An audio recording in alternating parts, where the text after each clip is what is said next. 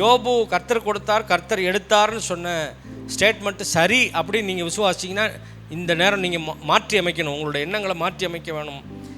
இங்கே சொல்லப்பட்டிருக்கிறது, யோபு பாவம் செய்யவும் இல்லை, குறை சொல்லவும் இல்லை.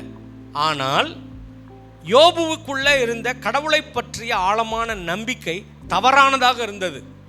எப்படி தவறானதாக இருந்தது?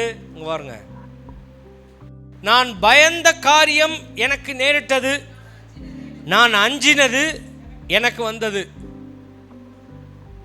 மேலும் நமக்கு தேவன் பயமுள்ள ஆவியை கொடாமல் பலமும் அன்பும் தெளிந்த புத்தியை உள்ள ஆவியை கொடுத்துருக்கிறார்.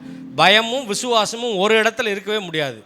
இப்போ பயம் இருக்குது, அப்படி யோபுவுக்கு பயம் இருக்குது அப்படின்னு சொல்லிட்டாலே என்ன இல்லைன்னு அர்த்தம்? விசுவாசம் இல்லைன்னு அர்த்தம்.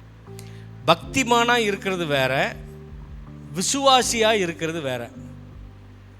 யோபு பக்திமானா இருந்தார், பயசா இருந்தார், ஆனால் சரியான விசுவாசம் உடையவராய் இல்லை. பயப்படுகிறவன் அன்பிலே பூரணப்பட்டவன் அல்ல. விசுவாசிக்கிறவன் என்ன செய்ய மாட்டான்? பாதற மாட்டான். யோபு was moved by fear, not by faith. யோபு பயத்தினாலே ஆட்கொள்ளப்பட்டு அவர் போய் பலி செலுத்தினார், எல்லாம் செய்தார். யோபு மெய்யாகவே உத்தமன், சன்மார்க்கன், தேவனுக்கு பயந்து பொல்லாப்புக்கு விளங்குகிறவன். அவனை போல ஒரு மனுஷன் கிடையாது. ஆனா கடவுளை பற்றிய படம் தவறாக இருக்கிறது. அதை பற்றி தான் பேசிகிட்டு இருக்கோம்.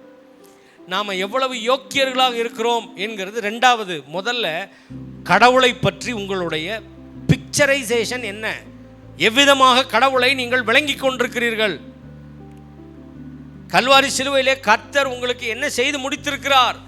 அந்த படம் சரியா இருந்தாதான் உங்களுடைய விசுவாசம் சரியா இருக்கும்.